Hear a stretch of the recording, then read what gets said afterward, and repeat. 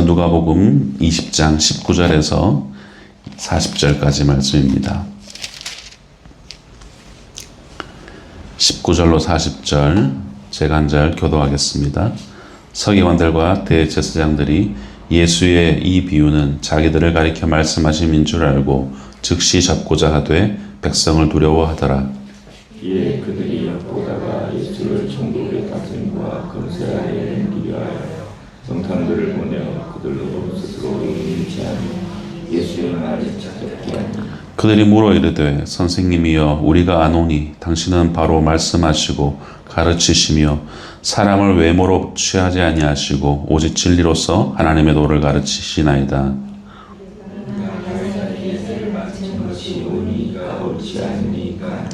예수께서 그 관계를 아시고 이르시되 이날이 하나를 내게 보이라. 누구의 형상과 글이 여기 있느냐? 대답하되 가이사의 것입니다. 이르시되 그런즉 가이사의 것은 가이사에게 하나님의 것은 하나님께 바치라 하시니 그들이 백성 앞에서 그의 말을 능히 집착지 못하고 그의 대답을 놀랍게 여겨 침묵하며 부활이 없다고 주장하는 사도계인 중 어떤 이들이 와서 물어 이르되 선생님이여 모세가 우리에게서 주시를 만일 어떤 사람이 형이 아내를 두고 사시 없이 죽으면 그 동생이 그 아내를 취하여 형을 위하여 상속자를 세우지니라 하였나이다. 그런데 칠형제가 있었는데 마지가 아내를 취하였다가 자식이 없이 죽고 일곱이 다 그같이 자식이 없이 죽고 일곱이 다 그를 아내로 취하였으니 부활 때에 그 중에 누구의 아내가 되리이까? 예수께서 이르시되 이 세상의 자녀들은 장가도 가고 시집도 가되 저 세상과 및 죽은 자 가운데서 부활함을 얻기에 합당히 여김을 받은 자들은 장가가고 시집가는 일이 없으며 그들은 다시 죽을 수도 없나니 이는 천사와 동등이요 부활의 자녀로서 하나님의 자녀이니라. 죽은 자가 살아난다는 것은 모세도 가시나무 떨기에 관한 글에서 주를 아브라함의 하나님이요 이삭의 하나님이요 야곱의 하나님이시라 칭하였나니 하나님은 죽은 자의 하나님이시니 살아있는 자의 하나님이시라. 하나님에게는 모든 사람이 살아나리라 하시니 서기관 중 어떤 이들이 말하되 선생님 잘 말씀하셨나이다 하니 그들은 아무것도 감히 더 물을 수 없음이더라. 아멘. 앞선 20장의 시작은 예수님께서 종교 지도자들과 권위에 대한 논쟁으로 뜨겁게 논의를 하셨습니다. 그들은 예수님의 신적 권위 앞에서 당신이 무슨 권위로 그런 일을 행합니까? 라고 묻습니다. 그들의 의도를 파악하신 예수님께서는 그렇다면 너희들과 너희 백성들이 신봉하는 세례 요한의 권위는 어디서부터 왔느냐? 라고 되물으시죠. 예수님을 올무에 빠뜨리려 했던 그들이 오히려 예수님의 대질문에 올무에 빠지게 되었고 그들은 모른다라고 대답을 합니다. 그때 예수님은 포도원 농부의 비유를 하시면서 이 종교 지도자들의 거짓 권위를 들춰내시고 자신이 참된 메시아 그리스도이심을 드러내십니다. 여러분 포도원 농부의 비유가 무엇인가? 포도원을 주인이 아주 크게 하고 있었습니다. 이 포도원 주인이 타국으로 가게 되었는데 그때 농부들에게 이 포도원을 맡기고 갑니다. 그래서 이제 시간이 지나고 소출이 나게 되었을 때에 그의 종을 보내어서 그 소출에 대한 이제 보고를 받고 소득을 얻기 위해서 보내었는데 이 농부들이 그 종을 좁혀버리는 겁니다. 3번이나 더 보냈습니다. 보낼 때마다 이 종들을 능욕하고 패버리고 그렇게 했던 것이죠. 그렇게 이제 이 주인은 이제는 마지막으로 내 아들을 보내면 내 아들은 존대하겠지, 존중해주겠지, 제대로 결산하겠지 라고 생각을 하고 그 아들을 보내었지만 아들이 왔을 때 이 농부들은 우리가 저 아들을 죽여버리고 우리가 유산을 갈취하자 라는 생각으로 그 아들을 죽여버립니다. 그때 예수님이 묻습니다. 그렇다면 이 포도원 주인이 다시 돌아왔을 때 무엇을 어떻게 하겠느냐? 와서 직면할 것이다 라는 것을 말씀하시면서 그 비유를 마무리하십니다. 오늘 본문의 시작인 19절은 이 비유를 듣고 난 이 서기관들과 대제사장들이 이 비유가 자신들에게 하는 이야기다라는 것을 알고 말을 합니다. 19절 말씀 서기관들과 대제사장들이 예수의 이 비유는 자기들을 가리켜 말씀하심인 줄 알고 즉시 잡고자 하되 백성을 두려워하더라. 이에 그들이 엿보다가 예수를 총독의 다스림과 권세 아래 넘기려 하여 정탐들을 보내어 그들로 스스로 의인인 체하며 예수의 말을 책잡게 하니 라고 말합니다. 예수님께서 포도원 주인과 이 농부의 비유로 자신들에 대한 이야기를 하셨다는 것을 깨달은 이 서기관과 대제사장들은 분노하면서 예수님을 잡아서 해코지를 하려고 하는 것이죠. 하지만 당장 이 예수님을 정말 대단히 바라보고 다윗의 후손으로 바라보고 있는 이 수많은 백성들이 두려워서 예수님을 붙잡지 못합니다. 이는 하나님을 경외하지 않는 종교 지도자들이 결국에는 사람을 무서워하고 있다라는 것을 반증합니다. 그래서 그들은 고심하면서 예수님을 처리할 다른 방법을 궁리하죠. 바로 예수님을 이 총독에게 넘기려고 의인인체하면서 이 정탐들을 보내어서 이제 말로써 예수님에게 올무를 씌우려고 하는 것입니다. 21절 말씀 같이 읽어보겠습니다. 시작. 그들이 물어 이르되 선생님이여 우리가 아노니 당신은 바로 말씀하시고 가르치시며 사람을 외모로 취하지 아니하시고 오직 진리로서 하나님의 도를 가르치시나이다. 아멘. 그들은 예수님을 잘 알고 존경하고 있다는 듯이 예수님을 한껏 지켜 세우는 말을 합니다. 마음에 없는 말이었지만 사실 역설적으로 이 말이 맞죠. 진리였습니다. 예수님은 바르게 말씀하시고 가르치셨으며 겉모양으로 사람을 가리지 않으셨고 하나님의 길을 참되게 가르쳤습니다. 하나님의 길을 걷고 가르치셨기 때문에 그 누구도 예수님은 두려워하지 않으셨고 바른 말씀을 하셨던 것입니다. 이들은 예수님이 칭찬에 이 우쭐해졌다고 여겼는지 음흉한 의도를 22절에 이어서 드러냅니다. 우리가 가이사에게 세를 바치는 것이 옳습니까? 옳지 않습니까? 선생에게 공손히 묻는 것 같지만 이 질문은 내관과도 같은 질문이었습니다. 이들이 말하는 가이사는 당시에 디베리오 가이사 로마의 황제였던 것입니다. 그들은 이 로마 황제로 대변되는 이 제국에 세를 내는 것이 옳으냐 아니면 옳지 않냐라고 묻습니다. 만약 옳다고 말을 하신다면 무거운 세금에 허덕이는 이 백성들이 큰 원성을 내지르겠죠. 또 옳지 않다고 하신다면 로마 제국에 이제 흠이 잡히게 되고 그 법정까지 세워질 수 있는 그런 고초를 당하실 수도 있는 그 음흉한 속내를 가진 질문이었습니다.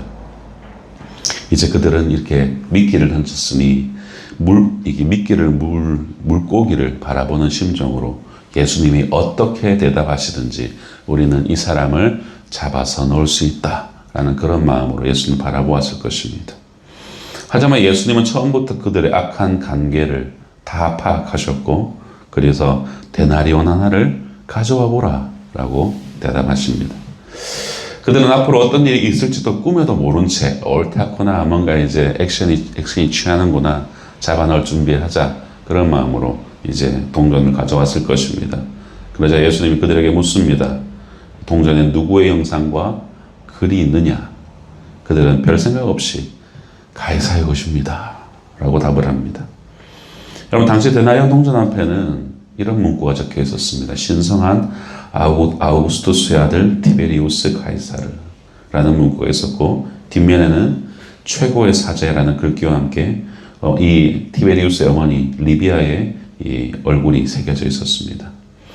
따라서 어찌 보면은 이 유대인이 이 동전을 소지하고 있다는 사실 자체가 신성모독이요 하나님의 통치를 부인하는 일입니다. 하지만 그들은 일상생활에서 이 돈을 사용하는데 거리낌이 없었습니다. 그리고 형상과 글이 가이사의 것이라고 망설임 없이 말하기까지 하죠. 예수님은 옳고 그름을 따지는 것을 넘어서서 그들이 이 가이사의 권세 아래에 살고 있었고 그 권세 아래에서 동화되어서 살고 있었음을 인식하게 만드셨습니다. 예수님은 하나님의 지혜와 권위로 그들의 질문을 근본부터 뒤흔드셨고 이제는 이 공수가 교대되게 되었죠. 25절 말씀 이르시되 그런즉 가이사의 것은 가이사에게, 하나님의 것은 하나님께 바치라 라고 하셨다. 그것이 가이사의 것이라면 가이사에게 주라는 간단한 말씀이었습니다. 이 한 말씀으로도 정말 많은 논의가 가능하지만 예수님께서 이 가이사의 통치 자체를 부정하지 않으셨다라는 사실만은 분명합니다. 가이사의 것은 가이사에게 바치람으로써 그의 통치가, 이 가이사의 통치가 하나님의 권위 아래 있다는 사실을 명확히 밝히셨기 때문입니다. 그런데 이 구절에 한해서 원문의 의미를 보다 잘 담은 성경이 바로 세번역 성경입니다. 이 부분을 이렇게 기록합니다. 그러면 황제의 것은 황제에게 돌려주고 하나님의 것은 하나님께 돌려드려라 라고 말합니다. 바치라는 것이 아니라 돌려드리라 라고 하십니다.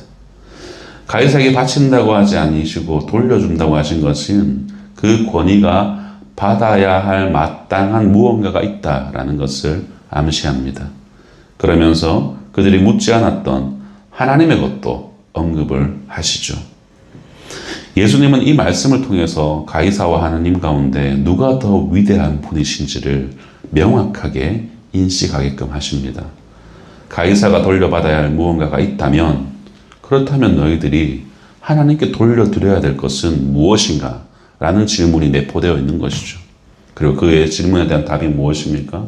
우리의 생명을 포함한 우리의 모든 것을 하나님께 돌려드림이 마땅하지 않느냐라는 질문이 담겨 있는 것이죠. 그리고 사실상 가이사의 것 중에 여러분 하나님의 것이 아닌 것이 어디 있습니까?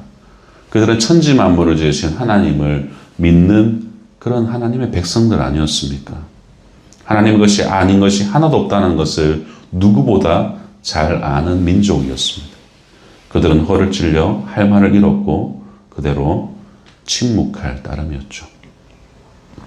우리는 이 이야기에 너무 익숙하기에 그다지 놀라지 않지만 이는 실로 하나님의 지혜와 권위가 아니면 하실 수 없는, 예수님만이 하실 수 있는 답이었습니다.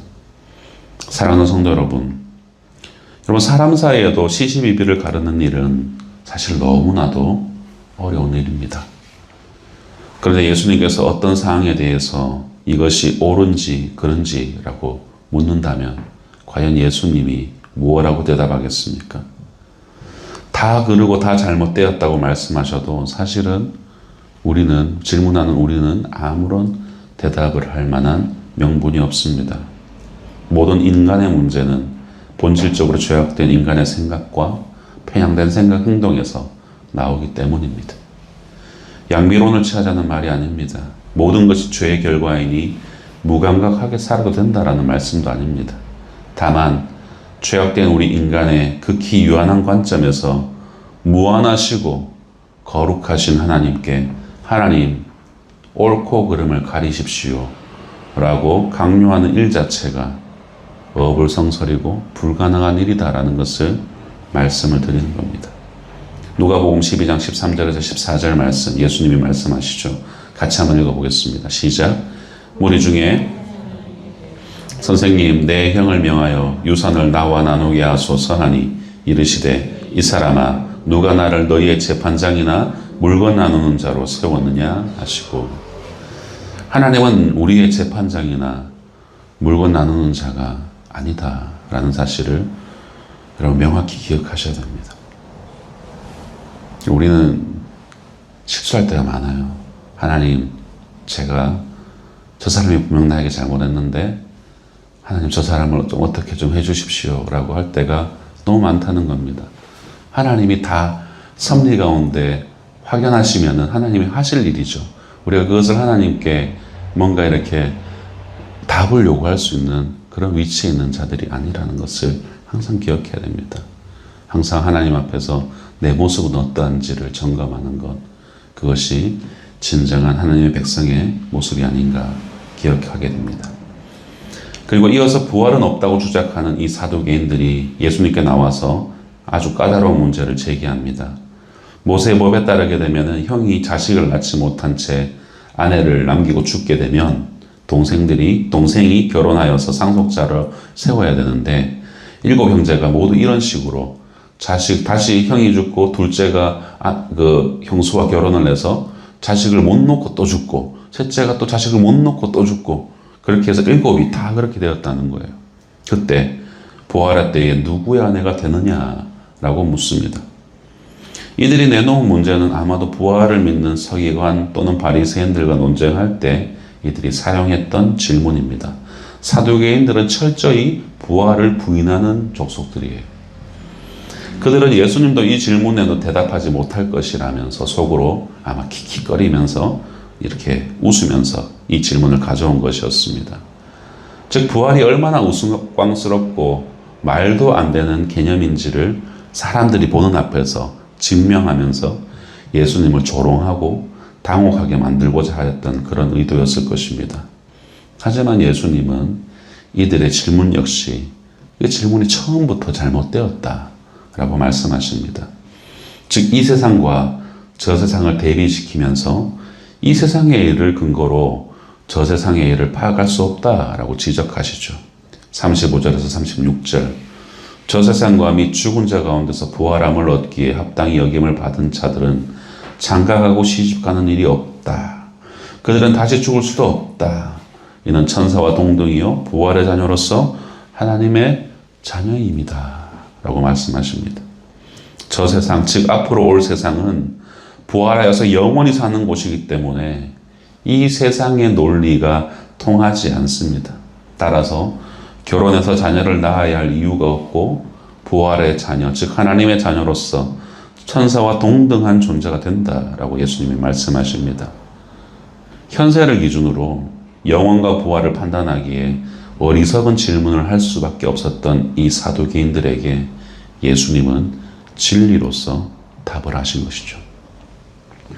고린도전서 15장 부활장을 보게 되면은 썩을 것이 썩지 아니할 것으로, 욕된 것이 영광된 것으로, 약한 것이 강한 것으로 다시 살아난다라고 말씀합니다.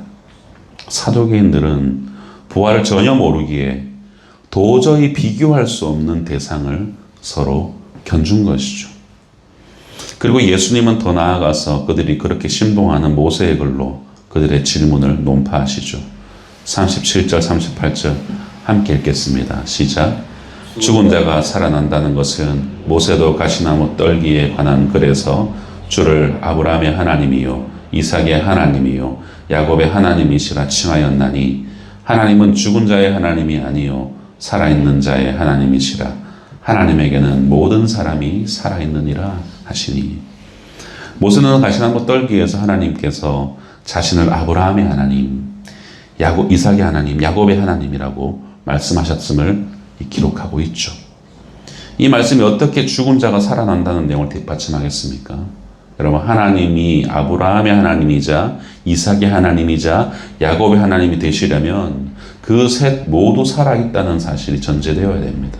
왜냐하면 하나님은 살아있는 자와 관계를 맺으시지 죽은 자와 관계를 맺으실 수 없기 때문입니다. 예수님은 바로 이 점을 지적하면서 사실 아브라함과 이삭과 야곱이 모두 다시 살아났다라고 말씀하신 것입니다. 어디에서? 하나님 나라에서. 그리고 더 나아가서 하나님에게는 모든 사람이 살았느니라 라는 알쏭달쏭한 말씀을 하십니다. 성도 여러분, 이 구절은 하나님이 영원히 현재로 존재하신 분이다라는 것을 우리에게 가르쳐 줍니다. 하나님은 과거에 우리의 생각에, 우리가 시간과 공간에 매여 있잖아요. 그러니 우리는 우리의 과거의 하나님은 과거의 하나님이라고 생각을 하는 경향이 있습니다. 하나님께서 과거에는 나에게 이런 일을 해주셨는데 오늘은 안 해주셔. 아니에요. 하나님은 영원히 현재로 존재하시는 분이십니다. 왜요? 그분에게는 타임리스의 개념이 적용되기 때문이에요. 시간을 초월한 존재세요. 영원부터 영원 후까지 그는 현재로 존재하시는 분이십니다. 따라서 여러분, 우리가 하나님의 자녀요, 부활의 자녀가 된다면 하나님과 관계를 맺기에 영원히 살아있는 존재가 되는 것입니다. 그러자 그 자리에 있던 서기관들은 선생님 잘 말씀하셨습니다 라면서 맞장구를 치죠. 그들은 사두개인들과 부활에 관해서 믿는 바가 달랐지만 그들의 질문에 제대로 답변하지 못했고 모세의 글로 논파하지도 못했기 때문입니다. 그렇게 이 사두개인들은 더 이상 묻지를 못합니다. 그들은 모세오경을 열심히 연구하고 지켰지만 그 깊은 의미는 깨닫지 못했던 것입니다. 왕관의 보석 같은 성도 여러분, 말씀을 맺겠습니다. 예수님께서 질문을 드린 이 두 무리는 이 질문으로서 예수님을 옴짝달싹 못하게 하려는 그런 심상으로 예수님에게 질문을 가지고 나왔습니다.